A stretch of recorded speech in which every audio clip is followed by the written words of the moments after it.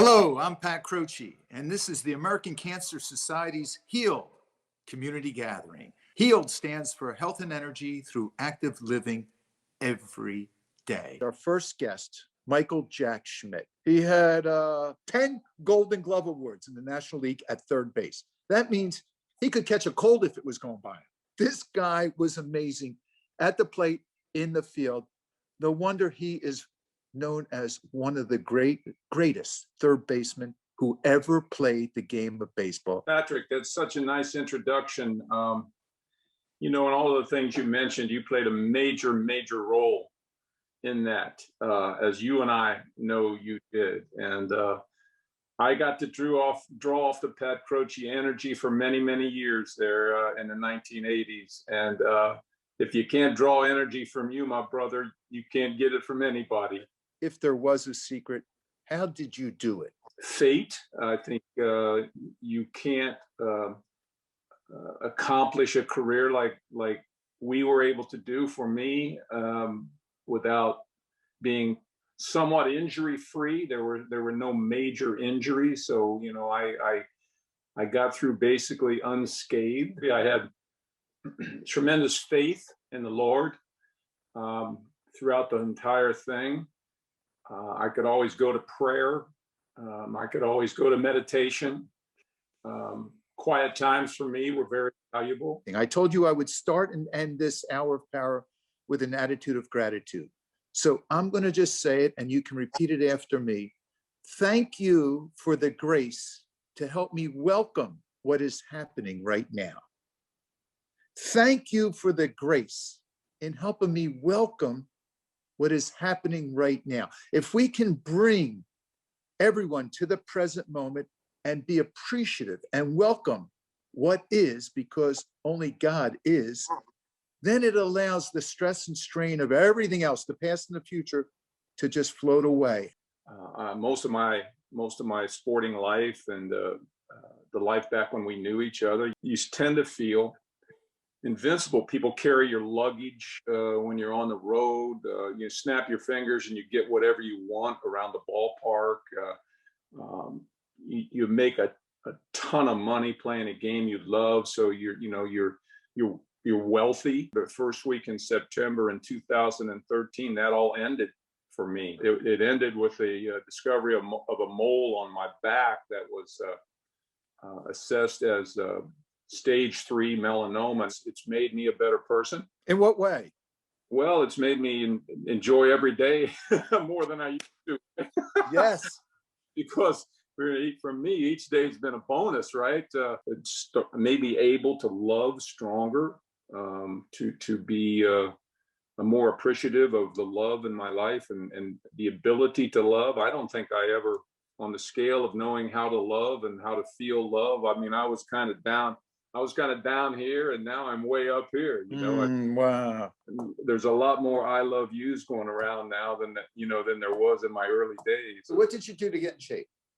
Well, I'm a lifelong practitioner of martial arts and meditation, holistic lifestyle. So I practice mindfulness meditation as my key form of meditation. And with that, with proper eating habits, I was able to build myself up and get myself strong again relatively short amount of time. And now I have stage 4 breast cancer from the beginning, under the age of 40. So actually prior to what the recommended screening would be, it was a month before my 40th birthday. No signs or symptoms, no pain or anything like that, and just already had breast cancer that had spread all over my body. You decided that there was something not right, and you wanted more tests.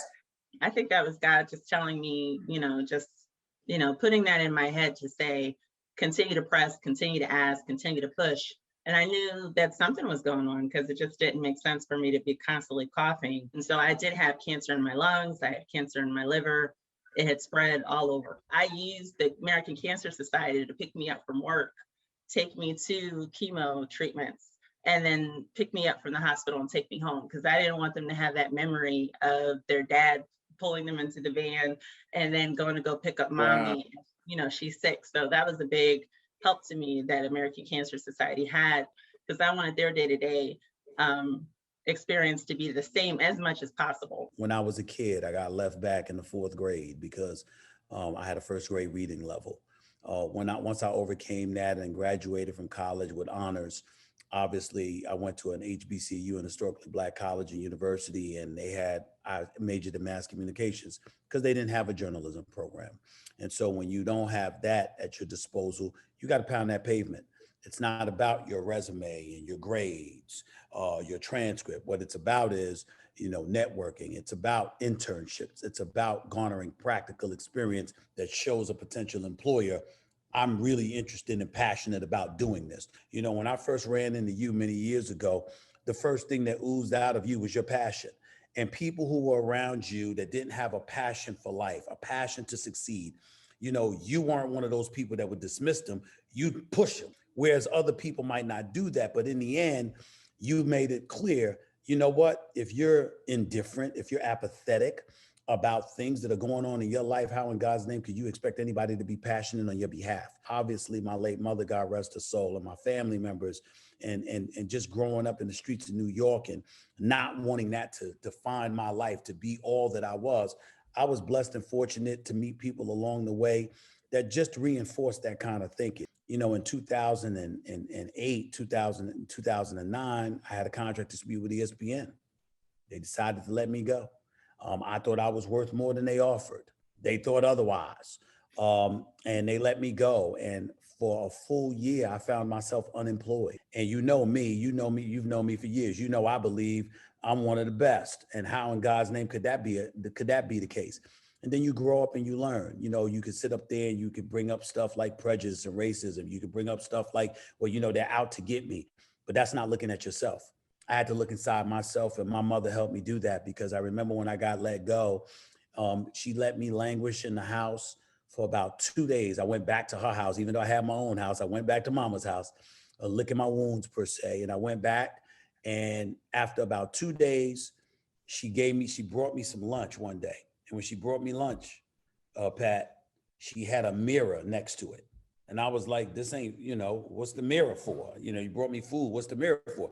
She says, I'm just wondering when you're going to look at yourself. Oh, Stop blaming everybody else. She said, what did you have to do with what happened to you? What did you do to contribute to your own demise? Because you'll never get anywhere unless you address that. I remember when Maurice Bernard, he's an incredible actor that plays Sonny Corinthos on the soap opera General Hospital, a soap opera I have a recurring role on, actually, on podcast, because he suffers from bipolar disorder. And so mental health is a huge, huge, huge thing with him. And he's interviewed a lot of people. And I remember he was talking to me about my mom. And I think that I said something that I saw circulating, and it really resonated with a lot of people. Something else that my mother said to me when we were sad and we were down and thinking about the end coming for her, because we could see that she was just fading. And she said, and she looked me in my face when we were one-on-one, one of the last things she said to me, she said, why are you so sad? She said, would you rather it be the other way? She said, because if you love me, you wouldn't want that for me. She said, this is the way it's supposed to be. It's not supposed to be me saying goodbye to you. It's supposed to be you saying goodbye to me. And I always remembered that, because what she said was, I raised you to be strong. I raised you so you could move on with your life without me, knowing that I'll never leave you. I expect you to know that, but this is how it's supposed to be. It shouldn't be the other way around. When you're a student and you're hustling around campus between classes and all this stuff, you realize that you don't sit much other than when you're in class. And then all of a sudden I saw, this 10 or so pound weight gain creep on when I had a desk job. And I was like, I'm still going to the gym 5 or 6 days a week, but then started thinking about the rest of my life. And I realized that I was what I called an active couch potato. Went to the gym every day, but I sat most of the rest of the day. I think we're old enough to remember when you had to actually turn the dial on the TV and you got up during commercials. But now there's so much with technology that allows us to be sedentary in our free time. And so I set out to ask and answer a pretty simple question. Even if you do enough exercise, If you sit more, is that bad for your health? And is that bad for your risk of cancer, heart disease, and other health outcomes? And the short answer is yes, it is. So since then, I love to tell people when they say, what should I think of? Sit less, move more. How difficult is it, first of all, to get into people's minds? Secondly, to move from the mind to the body and get them to change their behavior habits? It's tremendously difficult. If we could get individuals to do what we know is beneficial, then we'd be in a much different place than we are today. And it's why we need studies like the HEALED study. But there's so many influences, right? It's not just about individual choice. It's about where you live and your ability, financially, or because of your neighborhood characteristics, whether you can go out and safely walk or be active outdoors. There are so many other influences. So we really are able to take these nationwide studies of hundreds of thousands of people and look at those environmental influences, the individual influences, and how those things work together to actually affect behavior and then disease risk. And then we do studies to understand how to help people be more successful in changing behavior. There's no magic recipe of you have to do these things. It's really about finding the things that you like so that you stick with them. Generally, I'm asked, if you have to pick 3 things for cancer prevention, what would those 3 things be? And, for me, there are several things that you could say, but I would say get every cancer screening that you should be getting, because the earlier we find a cancer, the more treatable it is. I would say maintain a healthy body weight through being physically active and eating a healthy diet. And most importantly, of course, don't smoke. There's a lot of work that we're actually doing at ACS, not in population science, but in some of our other programmatic areas, to actually work with different communities through different primary care systems like federally qualified health centers, to actually reach individuals more broadly to make screening more accessible. There's more that unites us than divides us, even in 2021. We want the same things for our kids. First of all, as it relates to HEAL, we want long lives. We want to be healthy and we want to be able to lead a full life. And we're not at odds with our neighbor. Even if our neighbor's a Democrat and we're a Republican, or we're a Republican and they're a Democrat, the bond of what holds us together is still very, very strong. When I saw someone who was living in so much physical pain get up before me, work out harder than me, it pushed me and forced me into living my life to the fullest as well. This is just one example. We knew we had 30 minutes or so before sort of that fatigue set in. And so we did P90X as fast as we possibly could. And that's probably not something that I would have chosen to do, had I been going through some sort of cancer battle on my own. But he knew that he only had that window and that's what he needed to get in. And Larry, did you see him exercising? I never went to the gym with him because I was afraid I'd pass out just watching the effort. What I witnessed with Stuart is that it is immensely cathartic. I remember sitting with him in his car during Sydney, which was his, at the time, 16-year-old daughter, during one of her soccer practices. And we sat there for 2 hours and I remember him saying, man, this is like therapy. And you don't have to publish it. I mean, just journaling and getting your thoughts and feelings out is a release. You're holding in so much anxiety. Just finding that space where you can talk to someone who has similar experiences, it will help you feel real. It will help you feel heard, seen, and be kind to yourself. Give yourself a little bit of grace. Stuart is a very creative mind, and he's was extremely successful at what he did in sports and all of that. I've been a caregiver my entire life, so the healthcare system came pretty naturally to me. His job was to show up for the appointments, and my job was to do everything else. So you went to every medical appointment? Yes. Don't underestimate the power of showing up. In the fall of 2014, Stuart spent 75 nights in a row in the hospital. Kristen was on a cot every one of those nights. And Pat, you know my wife, Bet. I came home and said, just file this away for the future. And Bet said, yeah, well, when you get sick, I'm calling Kristen. I think that the lesson I personally took from Stuart's eloquent example is that you ought not to delay seeking your highest purpose. As the editor of the Philadelphia Daily News, I was managing decline in an industry that was in its death throes. I would say I was having to put an unflattering photo of Andy Reid on the cover of the Daily News, that's the football coach, 2 or 3 times a week.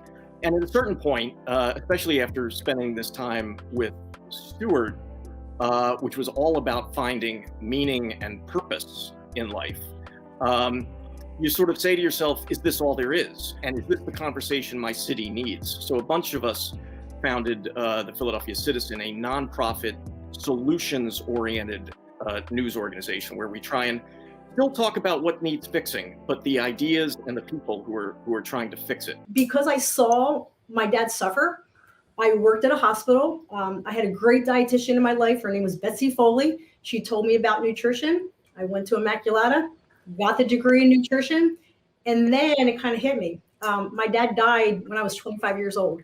And at that point, I always wondered, if Dad was alive today and we knew then what we know today about nutrition, could he possibly still be with us? And I truly believe that nutrition is our fuel, but I truly believe that it's our medicine that we need to teach other people all about. Describe for us what you mean by medicine. So there's a couple quotes. Ann Wigmore says, food can either be your most powerful medicine or it can be your slowest form of poison. Ooh. So what you eat, and think about that. I think you would agree with that. Ooh. So we can eat food to nourish us. Our athletes eat food to fuel us. We know that food has, miraculous properties, antioxidant properties, that it can help our cells thrive. Whereas other things of our bad foods can help our cells thrive as well, the bad cells, and we don't want that. So I believe that by, putting in your body, we say our body is our temple, right? Our body is our temple. So we need to put into our temple foods that are going to nourish and thrive and make you live your best life. So do you have a handful of foods that you recommend for thriving? And I actually have a cheat sheet here, Pat. And this is a shirt that you can get from nutritionfacts.org. So we can see we have beans, berries, fruits, cruciferous vegetables, which are the cabbage family, or regular vegetables, flaxseed. Love my flaxseed. I do a tablespoon a day. Good source of omega-3 fatty acids. And especially for those people that are doing all plant-based, that's how you're going to get your omega-3 fatty acids. Or nuts. I heard you talking about almonds a couple of weeks ago, about how it's a power food. Your nuts are fantastic. Your grains, we want it to be a whole grain. Your spices, all spices. I am a huge cinnamon fan, and we know that cinnamon also helps you control your blood glucose. So cinnamon, spices are great for that. In addition, and then he says exercise and water, and you promote the water all the time, and we know we promote the exercise. So what you can do, Pat, you can tell our friends here, you can get an app, and it's called the Daily Dozen app, right on your phone. And when you eat your breakfast, you click off what you do to see how many of these foods you can get. If you eat red meat 7 days a week, let's start with 5, then go to 3, then go to 2, then go to 1, and then every other week. So, gradually, because we know that if you take something away from somebody that they really love, they're not going to be happy. Give us some insights on how you started the HEALED Research Project, the pilot study from 2 years ago. We have 16.9 million cancer survivors in the US today. This is a number that's expected to grow, and it's of course because of improved cancer survivorship through early detection, better treatments. But what we know is that physical activity is safe for most cancer survivors, and it's beyond being safe, beneficial for our mental health, our physical health. But despite all of that, we know that about 70% of cancer survivors are not active enough. I really wanted to develop something to help cancer survivors to be more active and to really enjoy the benefits of physical activity. So we started the HEALED pilot in 2019, and we used a number of behavior change techniques to help deliver what is completely a web-based intervention to a small group of cancer survivors. The pilot study was promising. Cancer survivors, they liked it. They learned a lot from it about being active and being active every day. And so we, of course, wanted to expand it, have it full scale, make it bigger and better, and offer it to more survivors. So that's where we are now. And we're going to have 400 cancer survivors in our larger study this time. But there is a lot of benefits of exercise specifically for cancer survivors in things like reducing fatigue, having more energy, improving physical function, and also reducing feelings of depression and anxiety. But we need a bit more evidence as far as what the relationship between exercise and cognitive function might be for cancer survivors.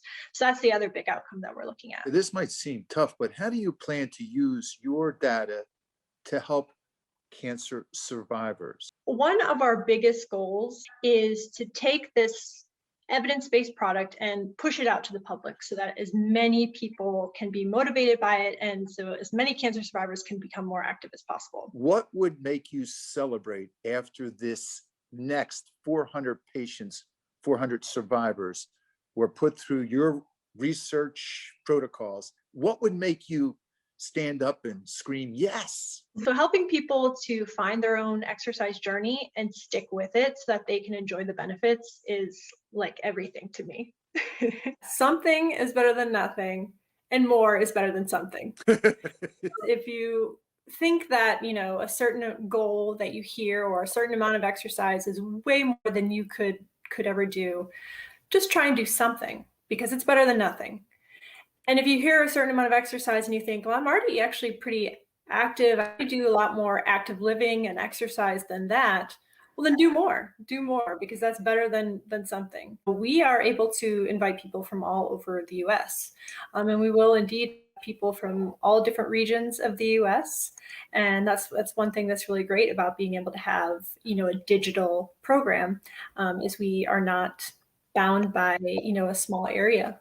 Another thing that's really nice is we'll also have people that live in urban areas and large cities, but also people that live in rural areas that may not otherwise have access to, really high quality exercise programming in person.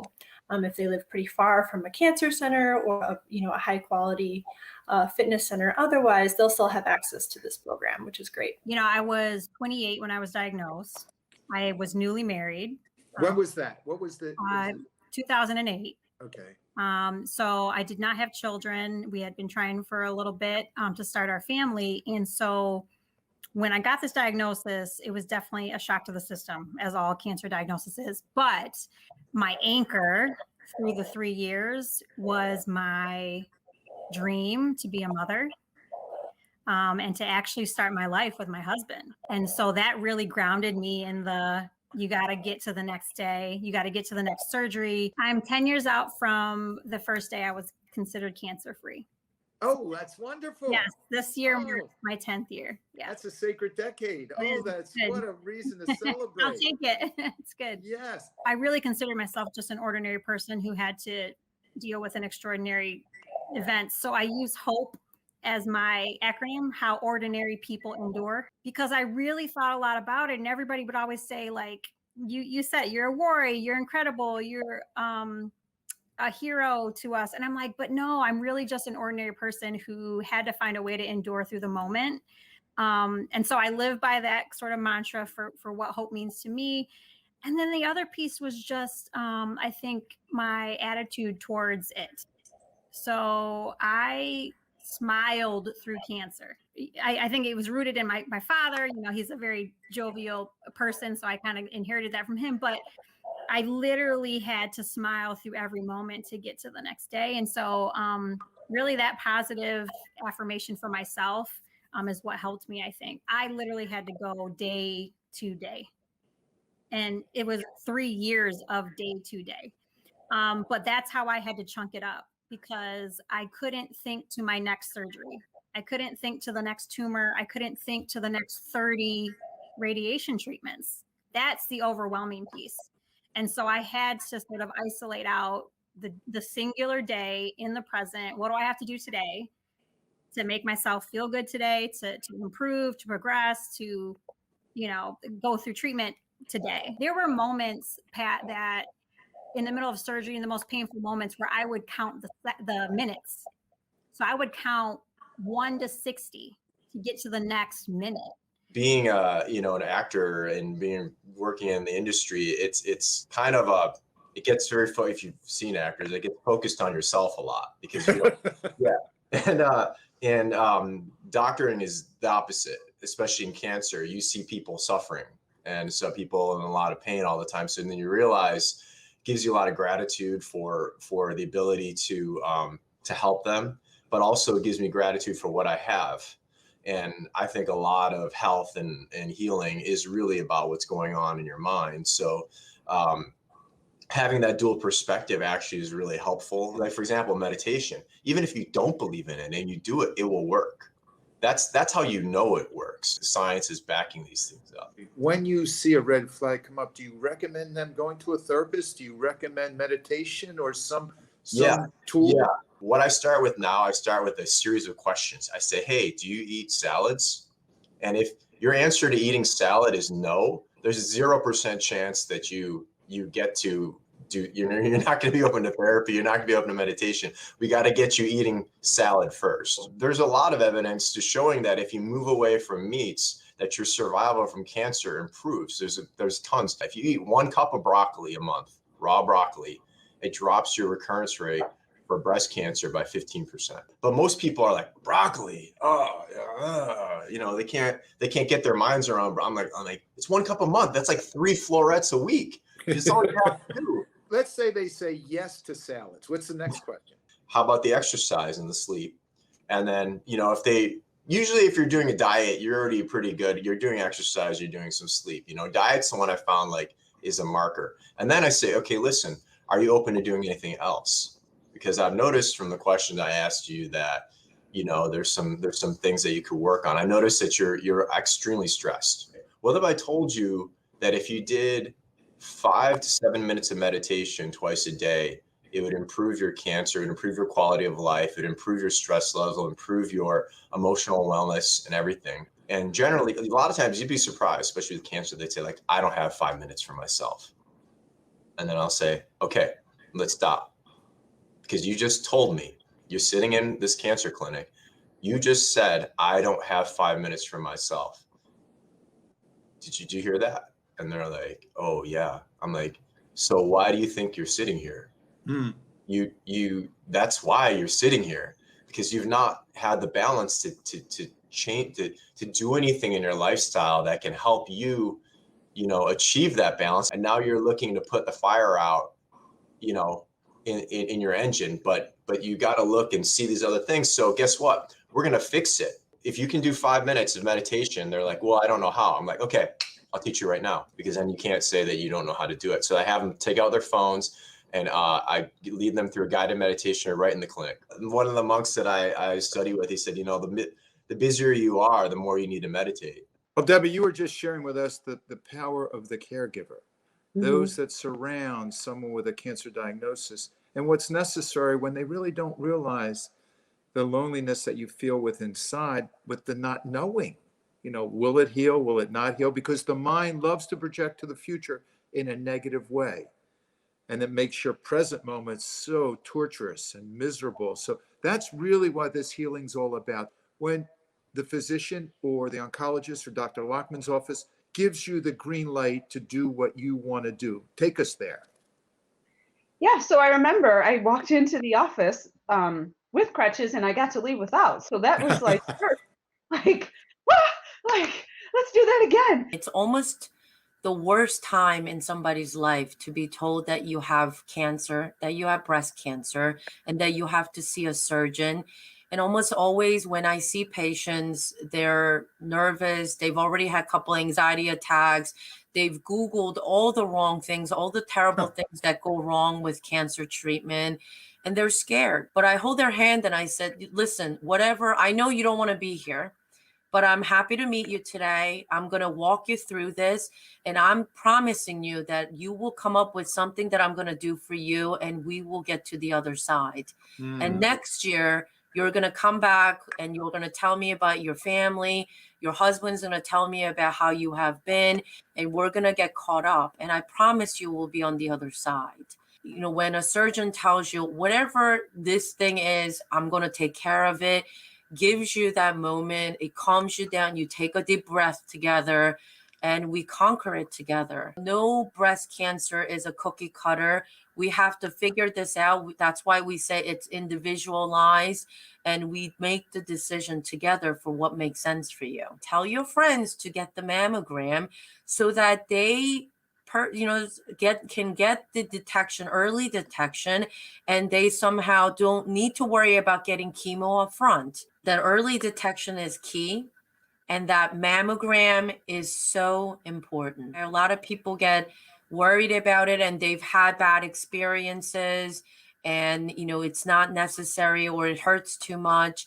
But there are different techniques that we can use to make it more palatable, and it's worth it because we find so many early stage breast cancers where we are able to do this early on and move forward. I'm so devoted to my patients like I would be to my family. It really takes a piece out of you in ways that I don't think I could have ever imagined. And I have to pick myself up, right? When my patients don't do well, the next day I have to forge on because I have another patient on my table that I have to just buck up and treat her. You cannot treat your patients. You cannot do well for your patients unless you're in a good place for yourself.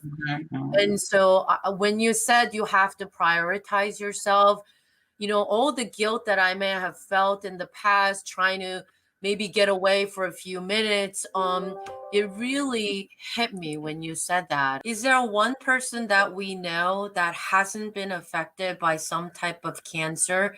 That's the unfortunate truth, right? And if we waited until we ourselves were personally affected directly, then the fight will just be longer. The only way that we're going to be able to do it is to do it together. And so that's why I am so appreciative of what American Cancer Society is doing and what all of you guys are doing, because that's what leads to advancements to guide me to treat my patients. Why is it critical for everyone to play a role in addressing health disparities in breast cancer, from screening through survivorship? We have known that particularly for African-American women, Carolyn, you're an African-American woman, you are, the African-American women are more likely to be diagnosed with triple negative breast cancer. But that's not a widely known fact until you go to some medical conference or somebody like Carolyn happens to be talking somewhere.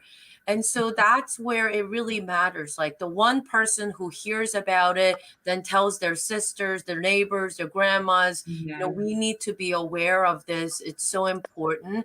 I think education is key. And it's just so important as physicians to look beyond just a number or the diagnosis. It's a person. I was first diagnosed in 2002. From that point, I found out that I got early detection, that I was a stage 4. Wow.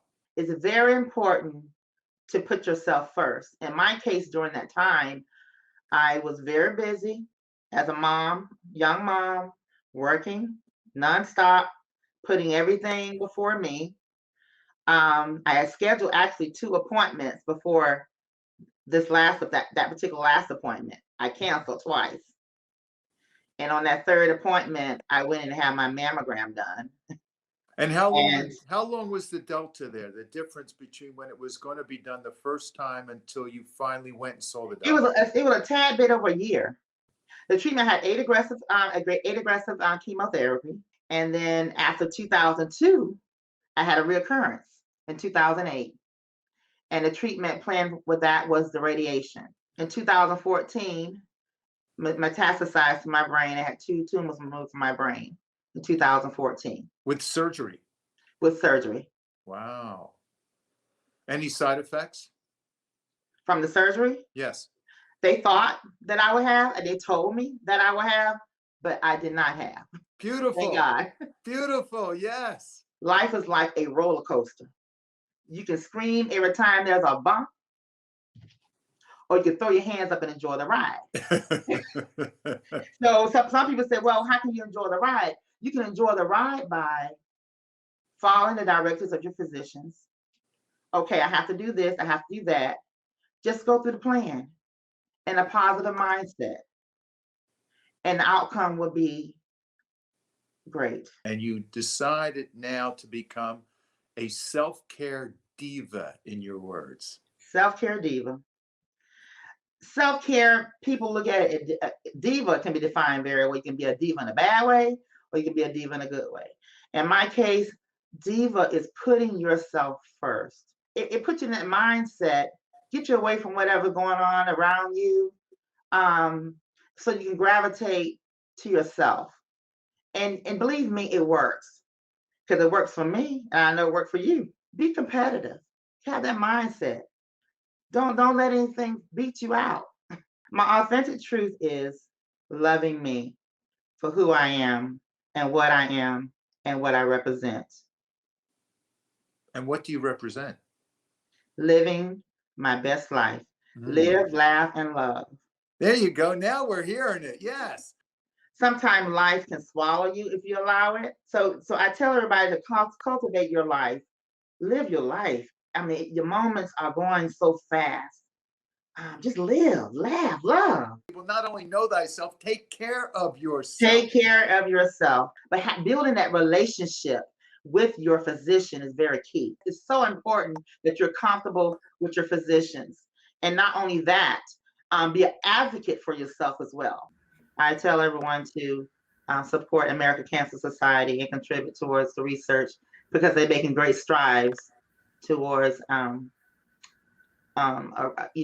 finding of a solution to the cancer. Our first guest today is a Dr. Tabitha Cooney. Dr. Tab is on staff at Dana-Farber Cancer Institute in Boston. She's an assistant professor of pediatrics at Harvard Medical School and serves as the director of the Dana-Farber Center Institute Pediatric Neuro-Oncology Survivorship Program. Please welcome with me Dr. Tabitha Cooney. Thank you very much, Pat. That's the best intro I've gotten, yet in my life. So I really appreciate it. When I was 11 years old, my younger sister was diagnosed with childhood leukemia, which is the most common type of cancer in children. I can't say that at the time as an early adolescent that I felt a calling to a profession, but I readily admit that that was a profound moment and trauma for our whole family that had very, very long-standing effects for everyone involved. I think once I was studying engineering in college, I readily ascertained that engineering was also not my passion. I knew I was trying to do something that didn't feel like it was filling me. All I could surmise at that time was that I wanted to be a doctor. Like, it got me to that point, but then it was another decade of figuring out my specialty. It was probably in the wards of the pediatric unit at Duke Hospital, where I was in the presence of children, many children who were not with their families and had to be alone, that I felt like trying to be a part of their medical journeys and trying to be a part of their healing in some way is what really spoke to me. I had a professor at GW. I think he's still there if he hasn't retired. His name was David Morris. What he taught me is to challenge the paradigm, to ask not, why can't we do something, but, how can we? If what we want to achieve is this really lofty goal, which is using lower organisms like bacteria to create something that's a green fuel source, how can that happen? What would have to be true in order to make it work?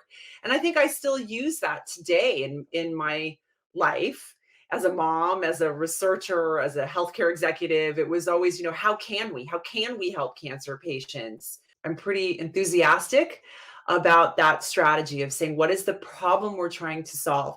And back to how we started, how can we get there? And then let's put all our effort toward what it is that we can do better than anyone else, faster than anyone else, that we're uniquely positioned to do. And let's go, let's move forward. And I think that same, let's look at the clinic, see what's needed, figure out how science fits into that and make it work, was what interested me in leading a cancer center and also a cancer care program, because it all really flows together. And that's what I love about ACS. We hold the same values, which is to do everything we possibly can to improve the lives of cancer patients and their families. You know, like what you said, less suffering. Research is going to tell you the answers. Advocacy is what it's going to take to make sure everyone has access to those new strategies for prevention, detection, and cure. Until that happens, we're in the moment, helping patients through direct patient support, whether that's a ride, whether that's giving them lodging, whether it's educational materials that we give to literally every cancer center across the US. That importance of healthy living, not just as prevention. So often people are afraid to ask, their providers hard questions like, do I have a genetic risk of cancer? Or when should I get screened? Or, something just seems off and I need you to pay attention to it. Be your own best health advocate. Cancer, having a cancer diagnosis made me a better liver in the present moment. Oh, good. I had to learn to think about, okay, so this is going to change my life, but what things about my life do I love that cancer is not going to change? I don't know if I'm going to be able to do all of the things that I love, but I know that there are many things that I love doing, many things that I love about myself and respect about myself that are not going to change. All of those things around me that give me joy, cancer can't take that from me. I had been doing a lot of work on myself in that area, but I think unfortunately it took something like cancer to kind of help me get over that hump and do it better. Every single day is such a gift. Mm-hmm. And there's nothing wrong with my body. I feel healthy until somebody tells me otherwise. And so that's the path that I've chosen to take. Share with us how HEALED is part of your path. So for me, I think the biggest part of it is getting away from that thought that your body betrayed you. And I had to get past that. My body did not betray me. In fact, all the healthy choices that I had made leading up to my diagnosis, prepare your body for things that are going to happen. When I got cancer, I wonder how much worse could it have been if I hadn't been so healthy? How long would it have taken me to recover from my double mastectomy, which is no small deal? It's a major. How long did it take? It took me about 6 weeks to get all of my range of motion back. Wow. Now, for some women, it takes months. And the common thread for women who recover quickly is a healthy body going into it. And so that's how HEALED kind of fits into my life. Even though I didn't know it at the time, I had been training for this moment for years. I think I have an increased appreciation for little things. I wake up and I see the way the sun is coming up and it's beautiful. And I can marvel at that moment and think how awesome it is to be living right now. I have never been shy about my cancer diagnosis. I don't keep it secret. The more people I opened up to, the more love and support I got back, which was a huge part of my healing. My main thing is leading people through adversity, which is what I'm pretty much, I would say, an expert in throughout the course of my life. With Christian, for those that don't know, Christian was born with trisomy 21. And trisomy 21 is also another term for Down syndrome. And when he was born, he had a rare blood disorder. And that rare blood disorder had developed into leukemia about 14 months into his life. And at this point, it was June 19th, 2018, some dates you just never forget. Normally, when we go in to get his blood work done, it'll take about 45 minutes and then we get to go home. And we thought it was going to be the same process, but 45 minutes turned into an hour and a half. An hour and a half turned into 3 hours. And then 3 hours turned into 32 days straight in the hospital. And before an ounce of chemo even hit his body, we prayed around Christian. And the word that came to me was set the atmosphere. I'll tell you this story, Pat. There was a time during the 4th round where Christian had this crazy cough, and we wanted to cancel out pneumonia because he had pneumonia the year before and it was undetectable. He didn't want to give us an x-ray, and we were just trying to cancel it out so we have peace of mind. Mind you, we're going through so much and having to change our entire life at this point, where he denied us 3 times. And my wife was pretty upset. And when the wife is upset, that means I'm going to be upset, right? So she gave me that look, do something or I will. I pulled the doctor to the side and said, listen, doc, you're not the one that's got to be here 24/7 care for his son. You're not the one that has his other 3 children sleeping on the air mattress the entire summer at the grandmother's house. You're not the one that has to go back and forth and try and figure things out and shut his business down. You get to go home at night to your family. You get to ride home in your nice car and everything. I don't. And I'd appreciate it, doc, if you give us the x-ray so that we can cancel out pneumonia and just have peace of mind. That's all I'm asking. And he said, you know what? You're right. I'll grant you the x-ray. My point of saying that is for anybody that gets a no and you feel in your gut that it should be a yes, fight for the yes. The Broviac that was in my son's heart the entire time of his treatment, what they did find is that it was slipping out and he started to develop a keloid around it.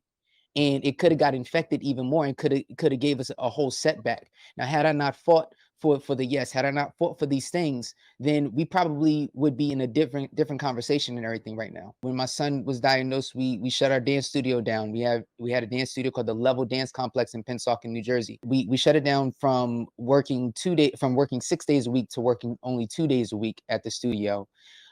Which shifted our finances, shifted everything. I mean, 1 in 4 families that end up with childhood cancer or facing childhood cancer, they lose about 40% or more of their income. We lost 65% of our income at the time. Well, actually, 7 days into the hospital, I decided to start dancing for my son. I figured if we're going to be in this hospital, we might as well do something fun. The doctors there, they brought in the musical therapists.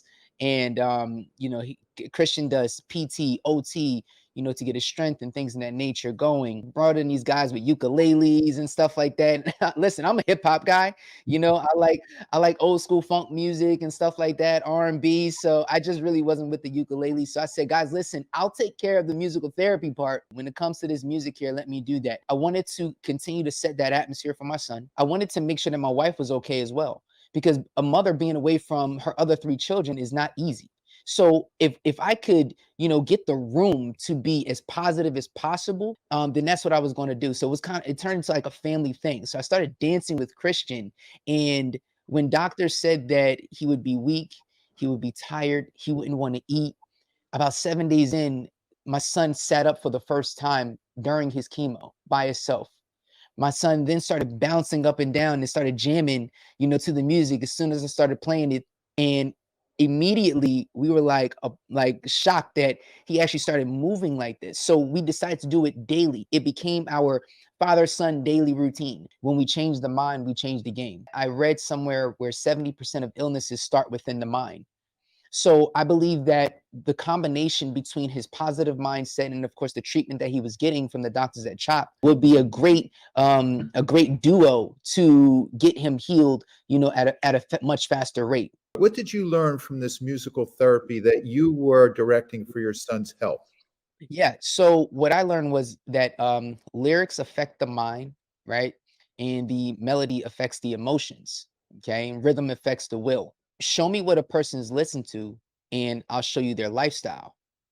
So what I decided to do was create the lifestyle of positive change and positive music inside, that hospital room and all throughout the hospital. People started enjoying it more and more and more as we started to post these things online just to let everybody know that we was okay. And what I saw is that people would message me on Instagram or Twitter or Facebook and say that they wanted more of it because it got them through their day. So now someone else is being healed from this. Someone else is being inspired by this. How did you find serving helped your healing? I love people, Pat. I really get excited when I see other people winning in life. And it just excites me to see that they're getting to another level. And I think that's what really fuels me, because I just want to see people get to the next level in their journey in their life. Obviously, my son was feeling a positive vibes from this and being healed from it. And then my wife, and then other people that would come into the hospital room, janitors, people in the hospital, when I would walk in the hallway or walk in the cafeteria, they would be excited to see these videos because it really, really, truly helped them. To where I started actually going to other hospital rooms and dancing with other patients as well too. Christian is now cancer free. He is cancer free. He is cancer free. Yes, and he is awesome. We're still dancing till this day. As a matter of fact, we beat cancer in half the time projected. We actually beat cancer in 149 days. Doctors expected him to be in a little bit longer, but he kept, after the first round, after we started dancing, he was actually in remission after his first round. But we went And through. how are you and your wife feeling at this time? A lot of mixed emotions that we were going through. So for my wife, it was more of a lot of anxiety, a lot of depression, and things in that nature. For me, it was more so the emotion of, I have a lot of weight on my shoulders. I'm not called to carry the weight of the world on my shoulders. I'm called to walk in my greatness. And if I walk in my greatness in this world, right, then everything will be okay. Everything will line up. So just continue to be who I was born to be at the end of the day. I started to study more. I started to push more in. I started to challenge myself. I started to study the greats, people like John Maxwell, my pastor Edgar Alvarez, Sam Chan. Like, I started to study people on another level of leadership. What did they do when they went through these trying situations? How did they get over it? And I would use their tactics and their tools and their strategies and implement that and apply that to my own family. And here's what I want everybody to get. Oftentimes we learn these things and we're inspired by them, or we're motivated by them, but we don't actually apply it. And at this point, there was like no way out for me. Am I going to fold, or am I going to keep going? And I had to keep that positive mindset. I had to keep speaking to myself. When we change the mind, we change the game. When we change the mind, we change the game. Yesterday is gone. Tomorrow will worry about itself. And today is all you have. And if today is all I have, what can I do today? Today is one of one. It'll never happen again. We have no idea what tomorrow brings, although we plan for it.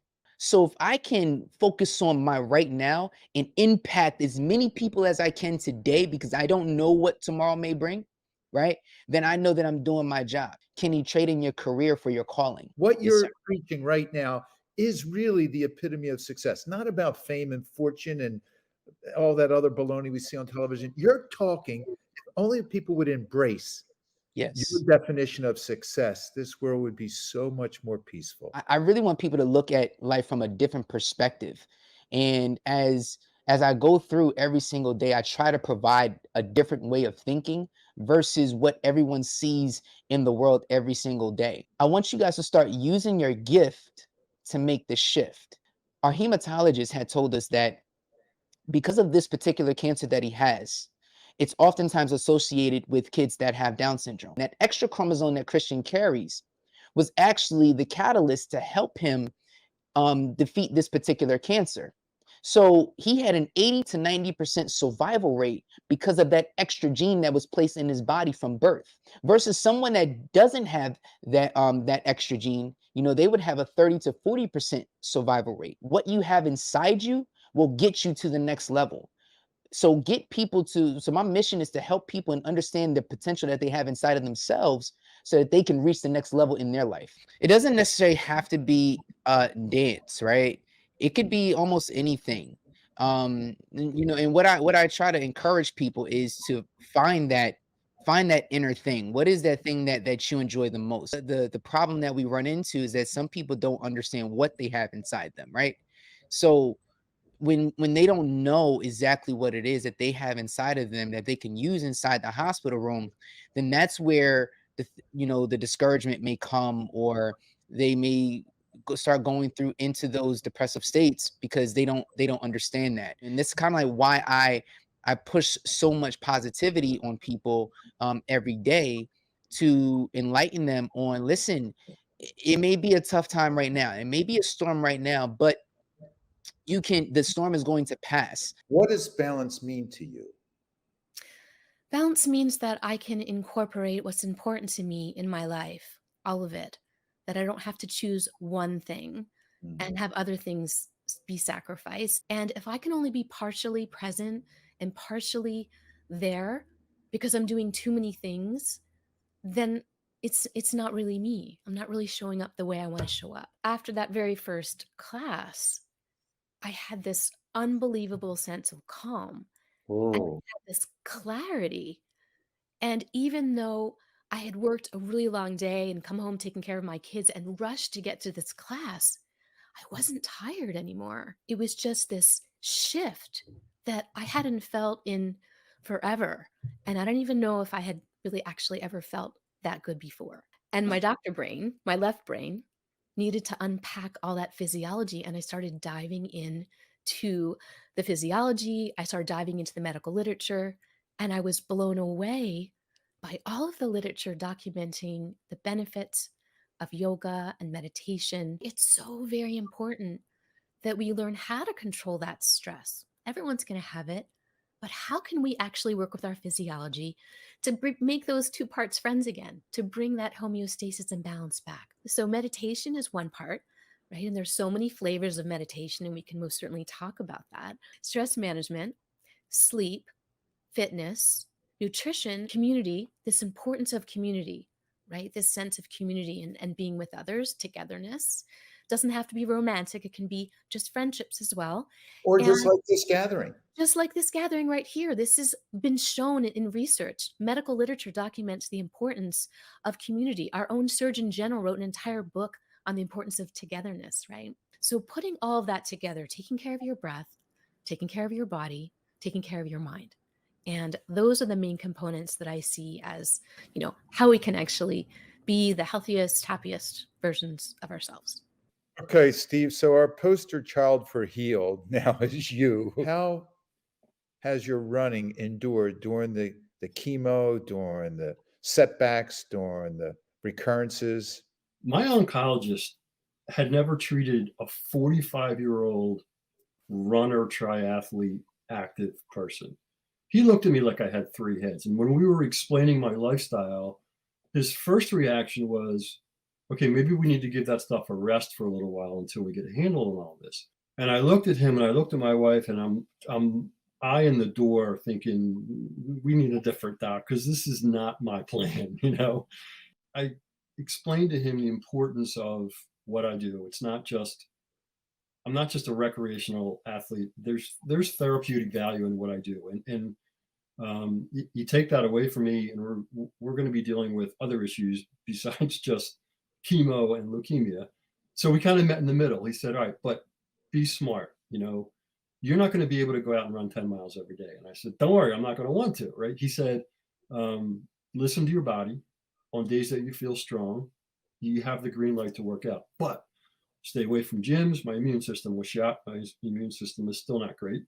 Stay away from gyms, stay away from pools, try to exercise outside or at home when you want to exercise. But when your body says it's time to shut down, pull the plug and go home, right? Steve, what did your body and your exercise routine teach your doctor? A couple of years ago, I went in for my routine appointment, and we do it every 3 months. We draw blood, we check values, and we have a great conversation about what's new in the world of oncology and leukemia and so on and so forth. He says to me this one visit, he says, I have a bone to pick with you. I have a real problem with you. And that's the first thing he said. And I looked at him like, I'm sorry, what did I do? And he said, I started running and I kind of like it. Oh, that's great.